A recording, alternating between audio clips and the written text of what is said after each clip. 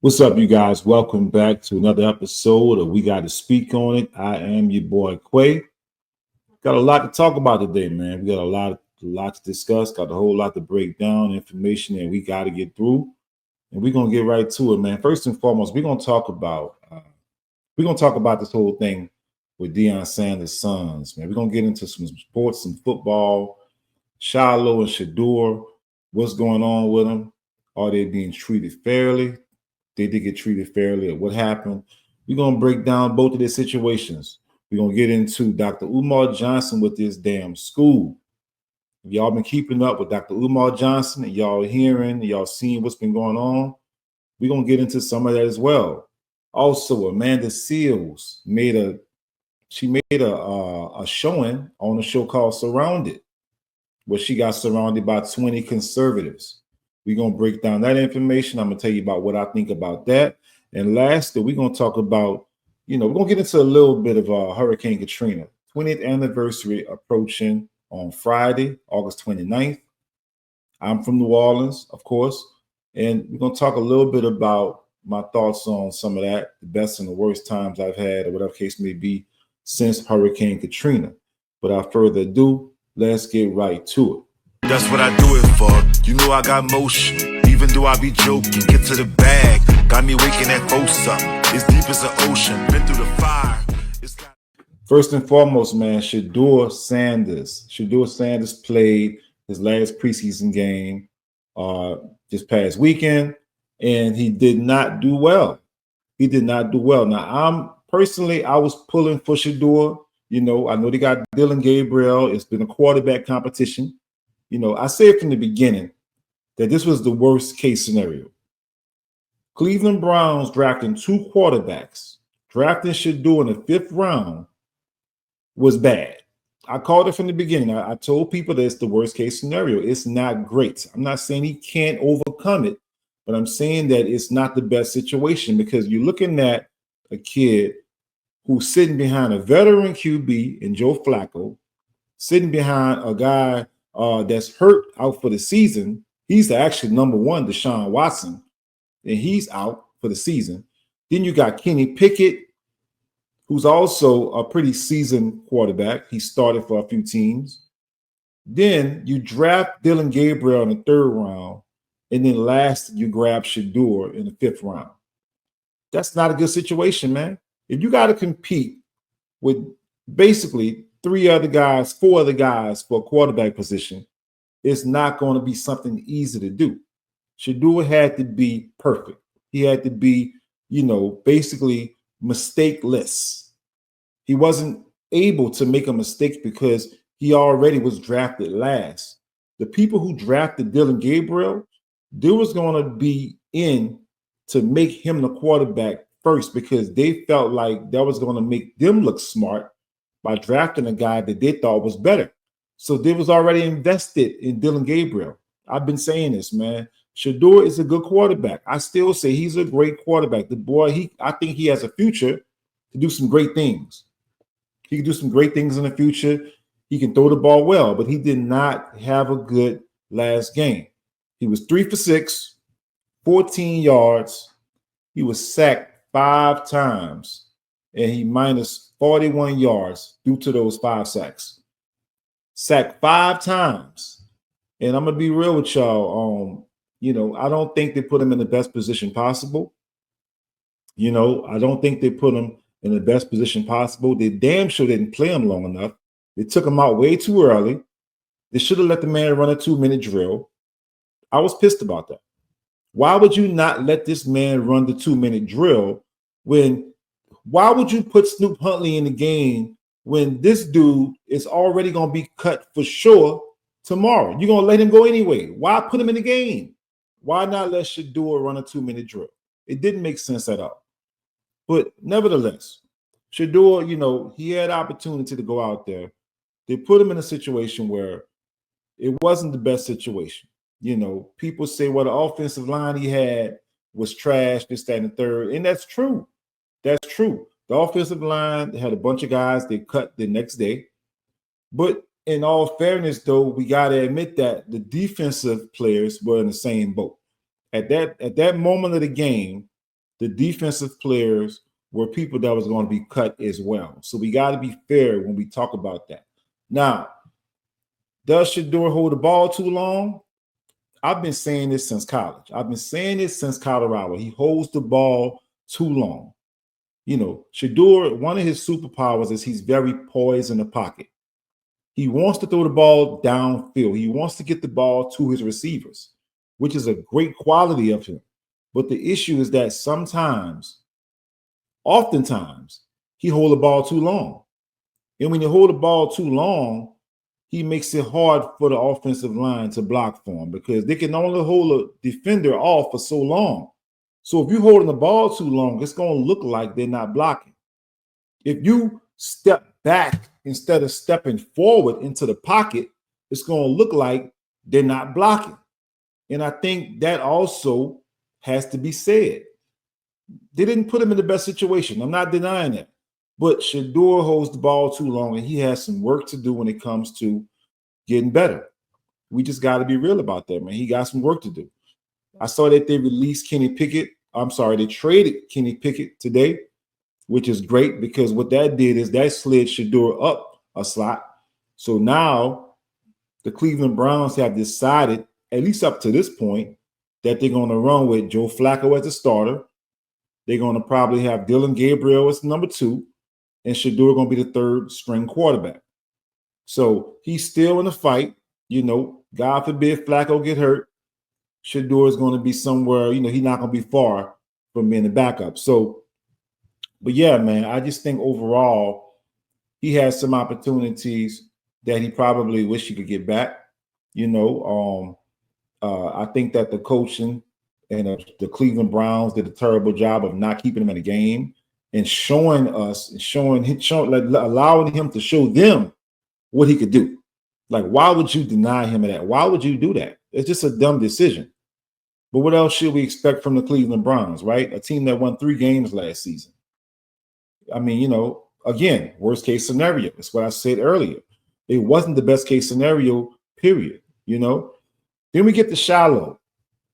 Shilo Sanders, man, Shilo was a case that I was really hoping the best for Shilo because in college, Shilo was kind of like making a name for himself of being a big hitter. He would throw himself around, and one time he hurt his arm pretty bad. He was hurt for a little bit of the season. But Shilo was trying to make a name for himself of being a big hitter. I think he got a couple of intercepts throughout his time at Colorado, but he wasn't necessarily the best ball hawk to just, get a bunch of intercepts or just be making these major plays on the ball. That's not Shilo. He will get every now and then make it look like a big hit, but he's not a safety that I would say I would look at as a big play safety. That wasn't Shilo in college. So I was hoping that he would turn into something greater for Tampa Bay Bucks. Unfortunately, I was wrong, man. Shilo, unfortunately, does not have the talent of his father. He doesn't. He doesn't have the talent of his father. He played in 3 preseason games. And before he got ejected, which I'm going to get into in a second, before he got ejected, he only made 4 tackles. In 3 preseason games, 83 snaps, 4 tackles, no deflections, no intercepts, no, like nothing like that. No forced fumbles, nothing like that. 4 tackles is all he got, So when the situation came about when he got ejected from the game, and I'm going to show a clip in a second, but he was being blocked by a guy. Matter of fact, I'm going to show the clip right now. That's the tight end, Zach Davidson. Swing. There again. That's the tight end, Zach Davidson. So in that clip, what I saw was that let it be known that the dude was blocking Shilo after the whistle had blown. That was a dirty ass play. He was blocking that man way after the whistle was blown, trying to make a good impression for his coach, I guess. But the issue is that The penalty should have been called. A penalty should have been called by the referee, and it wasn't called. That's the problem I have. Now, the guy was making a football play. I saw people trying to make the case that this was a race-induced situation. I'm not hearing that. I'm not hearing that the guy didn't get ejected because he was a white guy and Shilo was a black guy. It's some people that have no idea about football, and I get that. Some people are watching Shilo Sanders only because of his last name, because of who his father is. That's the only reason why they're watching.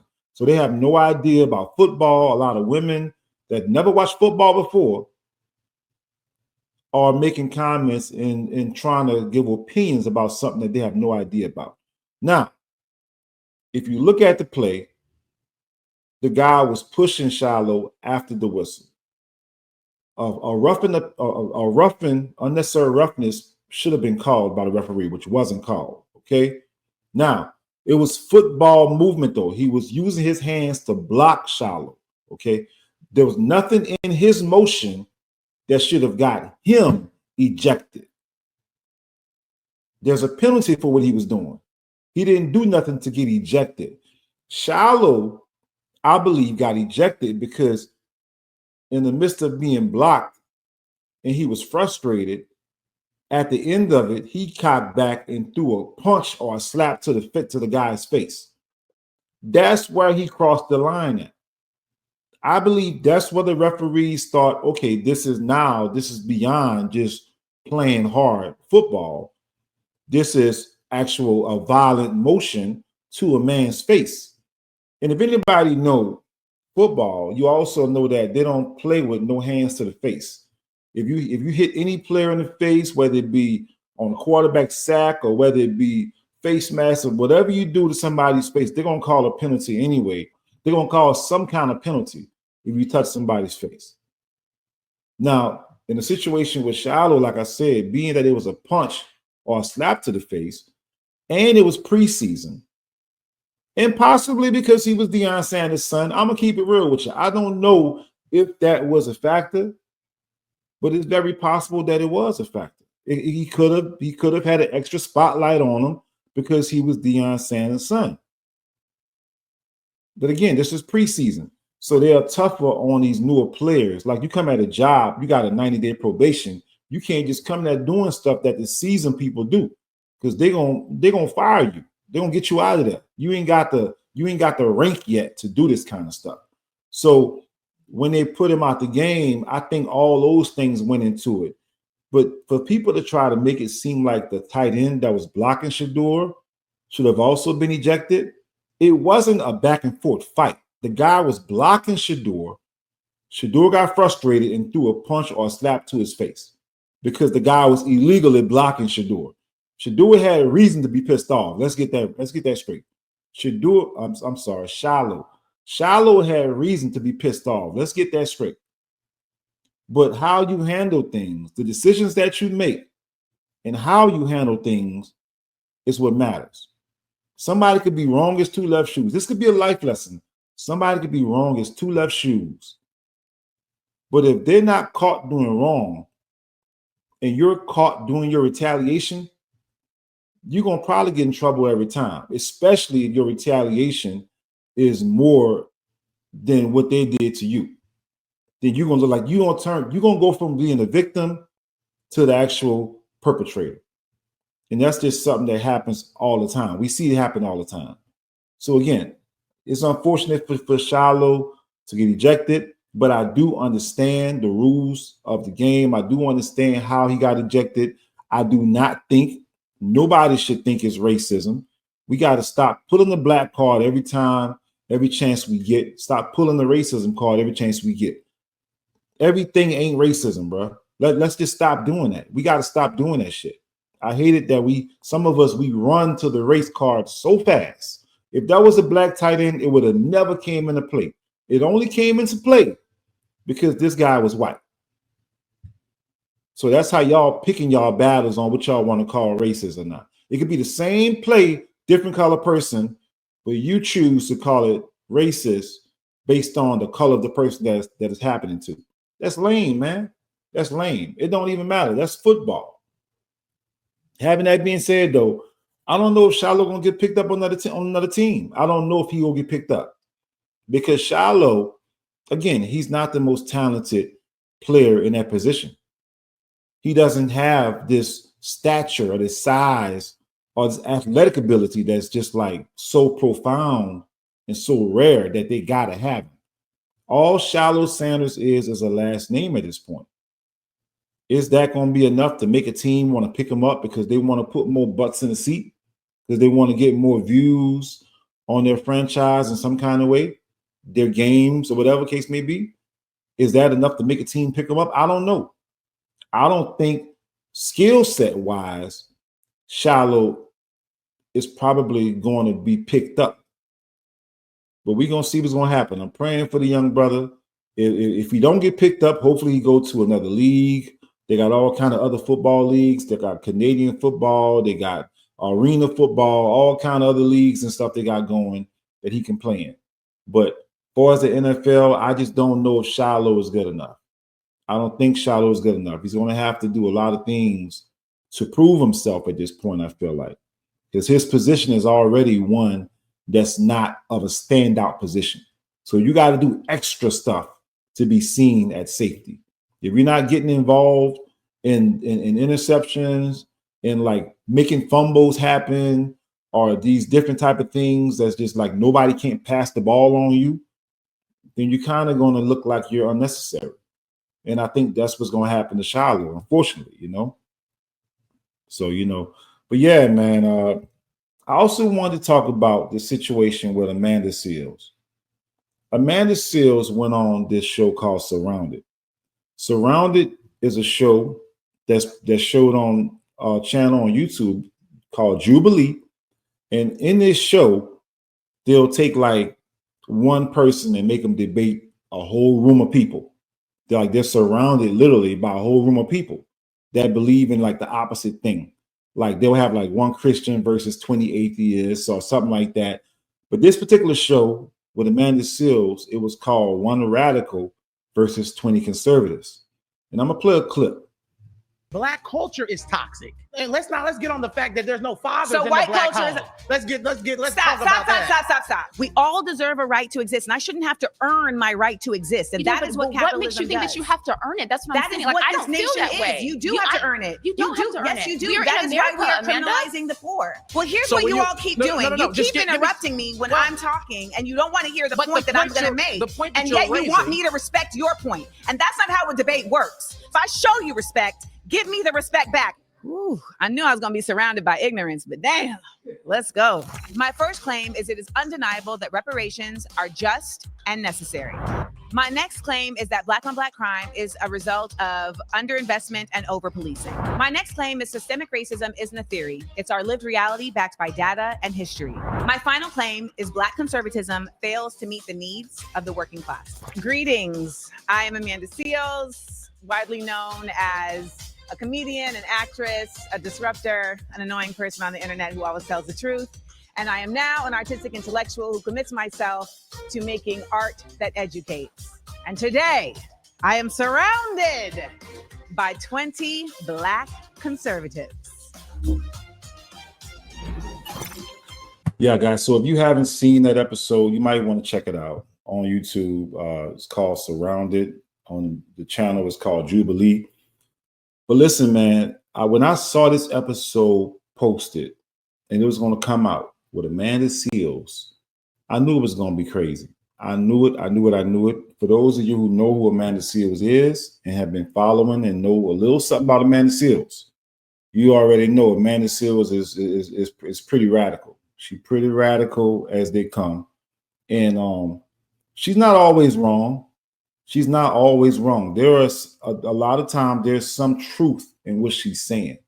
You know, one of the biggest things that Amanda Seales, I think, has always been an issue for me is the fact that she goes into this victim mentality so often. I mean, she can be a victim like no other. She makes us as Black people the ultimate victims and like this helplessness that we can't do nothing because we're victims, and that's just the way she sees it.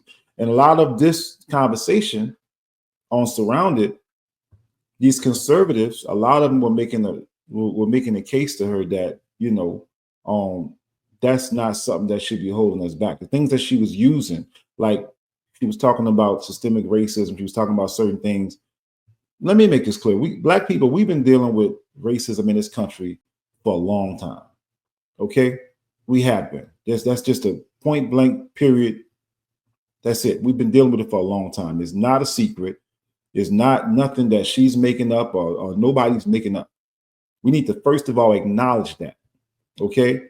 Now some of these conservatives, the problem I have with some of them is that some of them didn't want to acknowledge it. You can't fix the problem, or you can't talk about solving or not allowing the problem to affect you without first acknowledging the problem. You had a young boy on there. They didn't show him in this little clip, but they had a young boy on there trying to make the point to her that there is no racism in America. There is no racism in America. Basically, that's what he said to her. And this kid had to be like 20 years old, and he had some points I thought that were good, but it's mixed with this lack of information, this what appears to be a intentional ignorance that kept coming out of his mouth and some of the other mouths that was on this panel. And I would like to present to everybody that the truth is somewhere in the middle. The truth is somewhere in the middle. There's people who are going to feel like those people had great points, and that everything that they said, a lot of things that they said was factual, was true. As Black people, nothing's holding us back. We can make a decision to be better. We have the biggest problem is with us in our own community.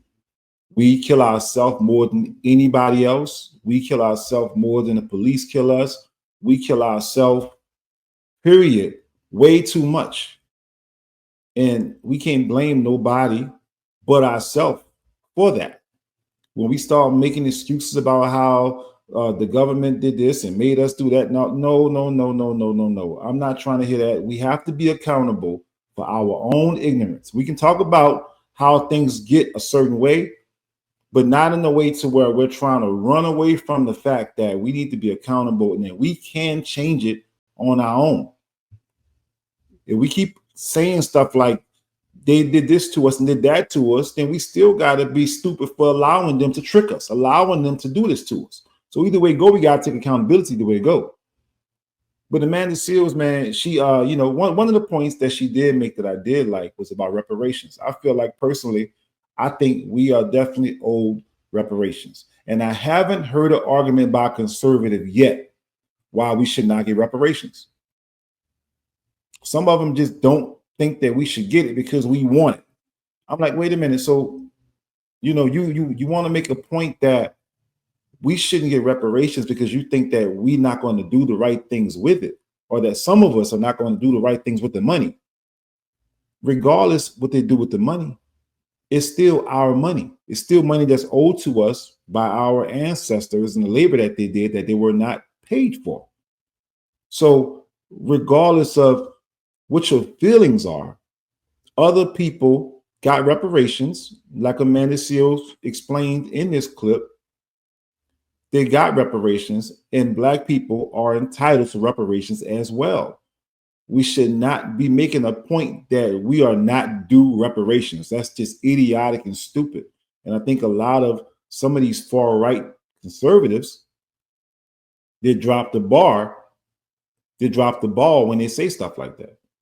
The older I get, the more conservative I get. I do identify and I do agree with some of the stuff that they say, because I do understand, man, we are in full control of our own destiny.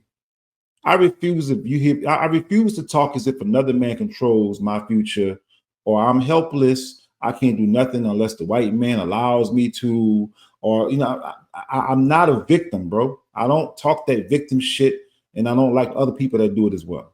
So I do agree with a lot of conservatism. I do. Not all of it. Some of it's straight BS. And I'm going to call it out when I see it the same way I'm going to call out liberal BS. You dig? I'm the man in the middle at the end of the day. I'm gonna speak on it from a real point of view on both sides. Everybody can't be right. Everybody can't be wrong. The truth sometimes is in the middle. And that's where a lot of times we drop the ball at. Some people don't want to acknowledge some of the truth that's in what she's saying. And at the same time, she doesn't want to acknowledge the truth that's in what they're saying.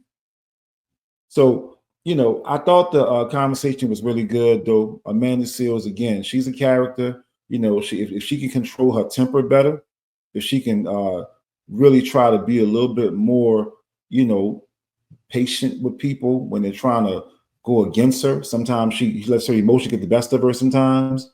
I think that's one of her biggest issues. She's a serial victim. She'll be a victim to the T any day of the week. And I think that's one of the issues that I have with her. But I think she's a very intelligent Black woman. She's a very intelligent Black woman, And I thought overall the conversation was good. It needed to be had. And I think everybody should go over there and watch it from start to finish, man. Every person that she talked to, there was some value in every conversation. So, yeah. But I wanted to discuss that because I thought it was very interesting, man. At the end of the day, it's something that, we all should be in tune with these type of debates because we need to know where we stand in general and why we think the way we think. One thing about a debate, when you watch a debate, a lot of time you have opportunity to see somebody's thoughts challenged and rebutted, and you get to hear the counter argument, which answers a lot of stuff that you might be going around thinking that's the final answer. No, you got to know the counter argument. The counter argument oftentimes give you more perspective. And once you hear both sides, you can make a decision for yourself on what you want to believe. You dig? But next, I want to talk about this school that Umar Johnson was supposed to get built, and he's been collecting money for about 20 years now, man. This man been collecting school, been begging for money on YouTube, on social media, literally for about 20 years. Umar Johnson. I've been telling people, many people, for a long time that the school wasn't going to happen. By the man's actions, how he's been acting, what he's been doing, I saw it coming a mile away. But in the beginning, I'm going to be honest with you. In the beginning, I was all on board for it. I was on board for the school, man. I thought that a school for young Black boys, for those who don't know, Umar Johnson was trying to build a school for young Black boys called the Frederick Douglass Marcus Garvey School for young Black boys. And in this school, he was going to be teaching about African studies, history from the Black perspective, and teaching young boys how to maneuver in America as a Black man. So in the beginning, I thought that was very necessary. I looked at our brothers in the streets. I looked at our kids in the streets killing each other. I looked at our kids, constantly going to jail back and forth, making terrible decisions, falling for the same tricks that a lot of older cats fell for, being lied to, misinformation about all kinds of things, religion, politics. A lot of things needed to be told from a Black perspective, I felt like. And don't get me wrong, at the time when I wanted that school to happen, I was of a different mindset. I think I've grown a lot since then. I was in what you call the conscious community. I was one of these guys that felt like, you got to be woke. You got to find out the information and tell somebody else the truth because they're lying to us about everything. And a lot of that's still true. They all lied. They have lied to us about a lot of stuff. And a lot of people do need to wake up and understand that there is a deeper history to some of the stuff that they might know, that they think they know. So there's still truth to it, but you have to understand that when you consume a certain amount of information and you see things a certain way, you develop a certain mindset based off of a certain mentality, which is either going to help you or it's going to hurt you move forward as a person in America. And I made a decision a long time ago that I wasn't about to walk around being pissed off at the white man everywhere I go. I knew that every white man didn't do nothing to me.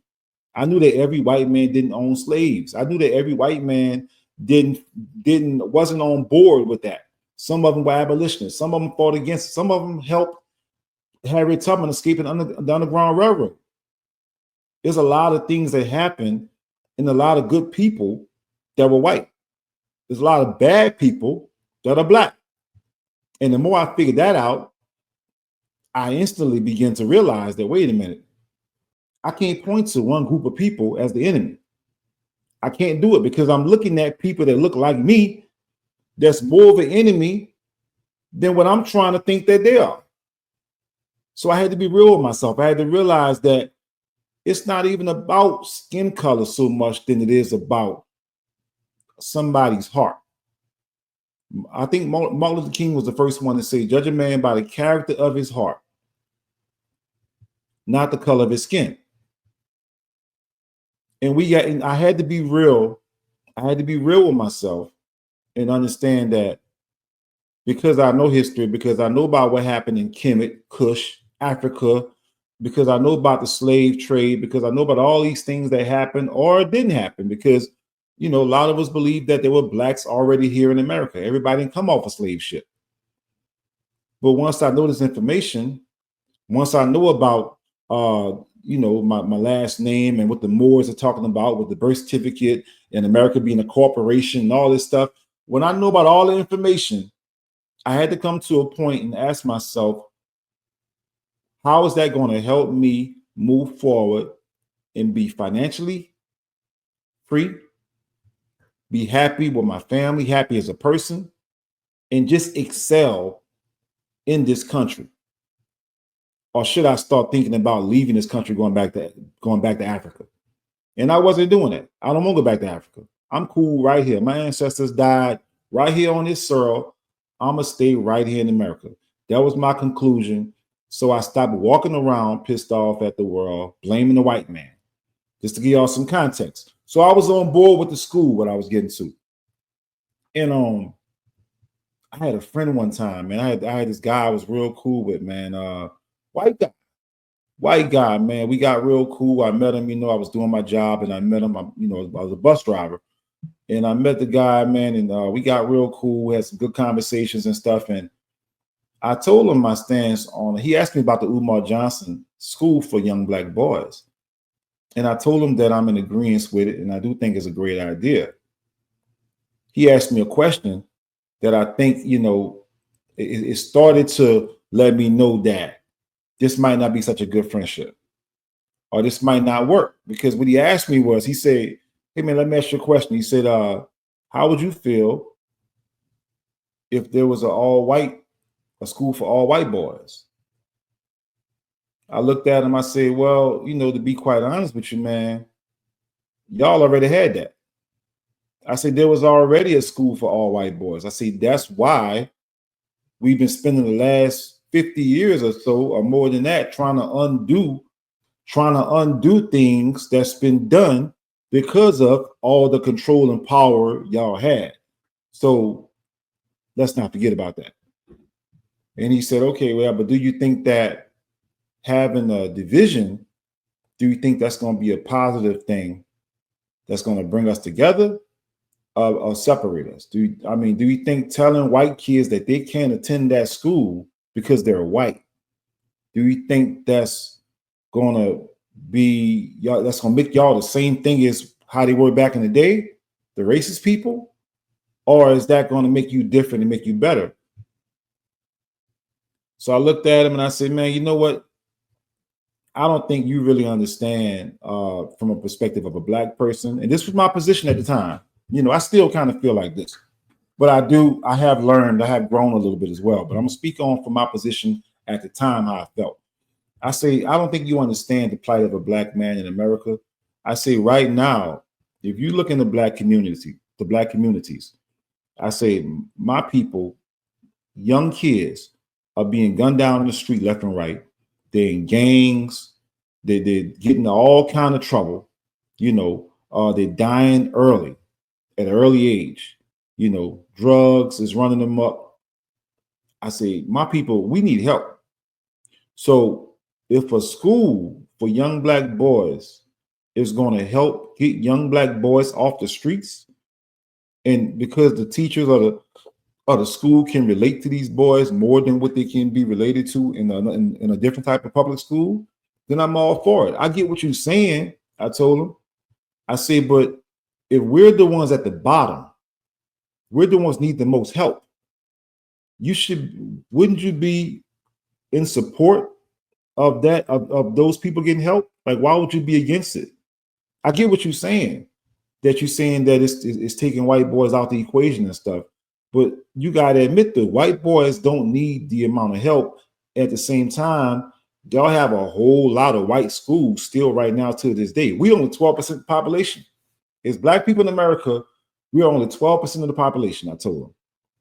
So y'all are like a whole lot of cities and states that are just all white or majority white. There's a lot of all white schools right now. You know what I'm saying? But again, you know what I mean? Now that I've gotten a little older, I got a little bit more mature, I think back to that conversation and I say, you know what? Even though I do still feel like it can be helpful, I feel like we need our own communities. As black people, we need our own areas, our own factories, our own nail salons, our own, just malls and gas stations and things like everybody else. We need to own things, black people in America. Okay. But I don't think we should have to put a label on anything no more. This is the maturity that I've went through over the years. We don't have to put a label on anything anymore that says for black only. We don't have to. We don't have to. All we have to do is build up our communities and make it all black area with the people who invest in that community. And we don't have to say black only. If somebody white want to come shop in our community, they should be able to come in our community. But the owners, the people who are running the show, should be black. That's what I'm saying. So that's, and it comes to a point, like I say, Umar Johnson with the school, I was all on board. And that's why my mentality, my thought process was that this is something that's going to be for the benefit of black people who need the help the most. So I was on board, man, in the beginning, but it didn't take me long to realize that this dude was a straight up fucking narcissist, man. This dude is the worst kind of narcissist. He didn't want no help.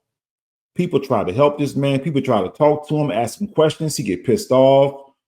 Umar Johnson literally was not the man for the job. If there was going to be a school for black boys, it didn't take me long to see that Umar Johnson was not the man for the job. He don't have the character. He don't have the patience. He don't have the discipline as a man in general. Again, anything wrong you can do as a person who's trying to open a school, he did it. He did it. And I've been telling his supporters from day one. Well, I'm going to say day two because I was in support myself for day one. But I was telling people, once I realized it, I was telling other people, you don't think this school really going to happen, do you? I mean, you don't really think that this man is capable of running a school, do you? Do you see a team around this man? Do you see him reaching out to people, trying to get help? Do you see him making the right moves up to this point that's going to get that school built? I don't see it. How can you think he's going to come up with a school when he's not doing what it takes to make the school happen? He's collecting money, begging for money every day on the internet. Hit your cash app, $. That man, he said that so much that I was hearing that shit in my sleep. Umar Johnson asked for money so much that I was hearing it in my sleep. And the crazy thing is, so the last situation that just came out, just to get to the point, he comes out with this information about a few weeks ago, and he says that his accounts have been frozen. He said, they froze my accounts. I don't have access to none of my money. Asking his supporters for money. He was asking his supporters to send him money via Cash App. He said, they froze my accounts, y'all. I don't have access to none of my money. I don't ask y'all for nothing, which is crazy because you always ask for something. He said, I don't ask y'all for nothing, but I need y'all to send Dr. Umar Johnson some money. And he's begging for money on the internet. And I thought to myself, now this man collected over $1 million out of his mouth for this school. And you don't have no access to no money at all? That don't even make sense. He said they froze both of his accounts, his personal account and his business account, the school account. And I don't even understand how that even happened. Because last time when I get my account froze, I simply call the bank, verify if I made a transaction, if it was me or not. They free my account up like that, and I'm good to go. Now, how did his account get froze for days on days the way he's begging for money? It didn't make sense. And sure enough, not even a week later, he comes up with another video and he says, they put a note on my door on the school that said that the school is going to be auctioned off because I owe, I'm going to sum it up, $40,000. If I don't pay $40,000 in taxes for this school, we're going to lose the school, is what he says. Now, he's trying to blame the white man, as usual. He's trying to blame racism, as usual. They're only doing this to me because I'm a black man, because we got a black school. They're targeting us. And he's telling the people that support him, let's not let them stop us. Let's stick together. And he's trying to rally up this MLK speech, this bullshit. And this man, the con artist that he is, and the good talker that he is now trying to sit there and bullshit these people again after he's done it for almost almost 2 decades. He's trying to do it again and tell them while he's about to lose the school that it's the white man doing it to him. That it's the people of Wilmington, the government, the officials that are sabotaging him. That they didn't email him or they didn't send him a letter or something like that, when all the stuff has been being debunked for days now by all kind of folks on the internet. You got a YouTuber by the name of Lenore Honor. Lenore Honor has been on Dr. Umar Johnson's ass from the beginning. And that man has broken down every lie from detail by detail. He's broken it down. So Umar Johnson, man, has just been busted. The school, it looked like it's going to be sold. It's going to be auctioned. He's going to lose the school. And I just continuously ask the people who still stood by this man for all these years, what were you thinking? Why in the hell everybody and their mama was on the internet telling you that the school wasn't going to happen? Everybody and their mama was on the internet telling you that this man wasn't making the right moves. He wasn't doing nothing right. He wasn't getting nobody else involved. He wasn't building a team. He kept making promises, setting dates, never coming through on the date that he said was going to be ready. He's been promising that school was going to be open 5 years ago. What are we talking about, man? This man has been lying for years and years and years, and you had people still supporting this man. A lot of women, I would hate to say it, but I think it's a lot of women, single women, that he was able to sweet talk him with his talk, bullshit him, and had him thinking that he was going to come through. And we told your ass, man, we told y'all a long time ago that Umar was not going to come through with that school. That school was never going to happen. We've been saying it. I've been in every comment section on every video saying, y'all out of y'all goddamn mind. Personally, I've been doing that. So I know I've been telling people for years that this school wasn't going to happen. And sure enough, it didn't happen.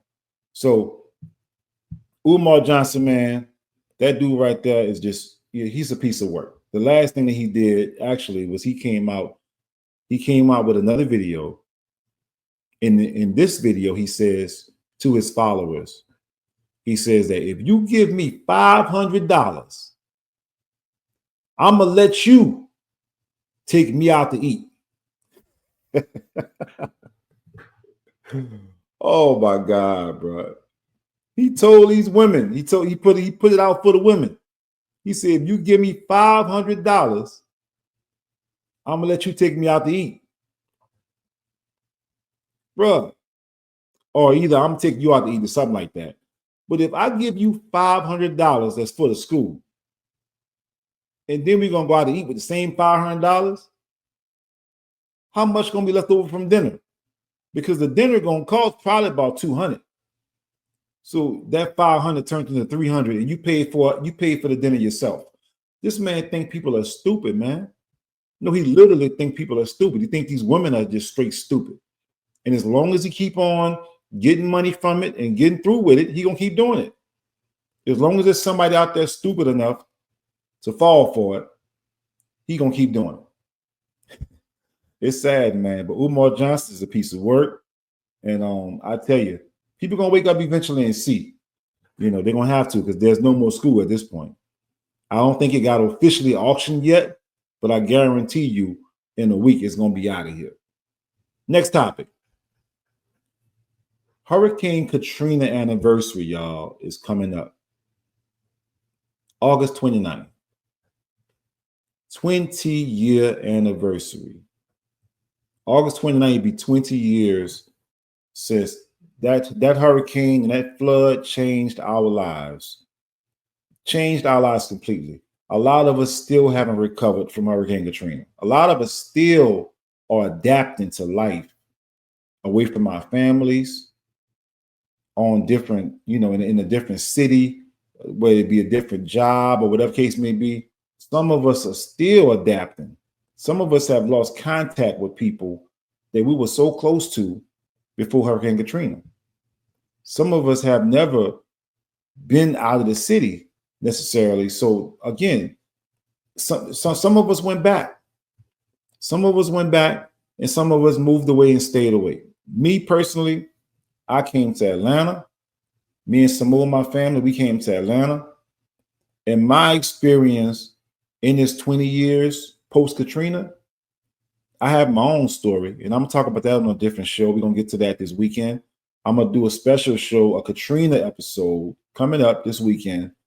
We got to speak on it. So get ready for that.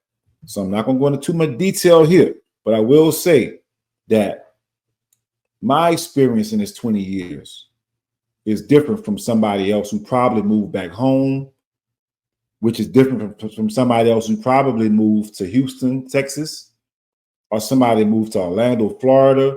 There's people living in New York. We are all over this damn state, all over this country. I'm sorry. We all over this country. And everybody's experience is totally different because they have, they're living in different circumstances. I'm sure everybody got pros and cons that they got since Hurricane Katrina. Me personally, I got good, came from it, and I got bad that came from it. I think I got more good than bad, but the bad is pretty bad though, because let me tell you something. I'm gonna start with the bad first. For me, the bad thing about Hurricane Katrina was I lived about 10 minutes from my mom. My mom and my dad's house was about 10 minutes away from my house. I could get on the street.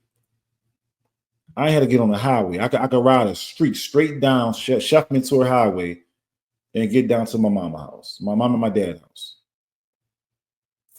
Now they're 5 hours away. And, my sister's still in New Orleans. I got family all over the place. And some of us, we haven't seen each other but a handful of times in this 20 years.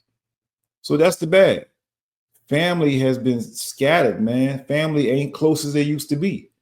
Because in that amount of time, if you're not seeing people on a regular or as much as you were, friends, not just family, friends as well, if you're not seeing people as regular as you were, I'm not gonna say you're gonna fall out, you're not gonna be cool no more, but you're gonna get a little bit distant. It's not gonna be the same, you know what I mean? So dealing with that and trying to make more phone calls or trying to send gifts when it's time for like holidays or birthdays. Now we got to mail stuff off, right? We're still adjusting to that stuff, man. We are still adjusting to that stuff. It's not easy. Somebody gets sick. We got to get on the road. Now, we got to go drive 5 hours to go get down there or whatever case may be. Man, we got to listen. It's a lot of adapting. We are still adjusting to. Don't get it twisted. Now some of the good personally that I would say is I'm living in an area that's a whole lot less crime, where I'm at right now. And in Atlanta, in the city of Atlanta, there is crime in Atlanta, same way it is in New Orleans. It's not as bad, but it's It's crime there, but I don't live in the inner city. So the area where I'm living, raising my kids, I definitely feel like I rather much had raised them here. My kids are grown now. Had raised them here versus being in New Orleans, because I knew what it was in New Orleans. I grew up in it myself. It was rough. I mean, it wasn't pretty all the time. We had to deal with a lot of stuff. Had to keep our head on the swivel. Had to walk around with a gun everywhere we go, because it was like that. You had to be ready. You had to be on the lookout. The robbing, the jacking, you can't make eye contact with people for too long, because you could get killed off of eye contact. Somebody will kill you. Somebody will kill you without even knowing you, just because you looked at them too long.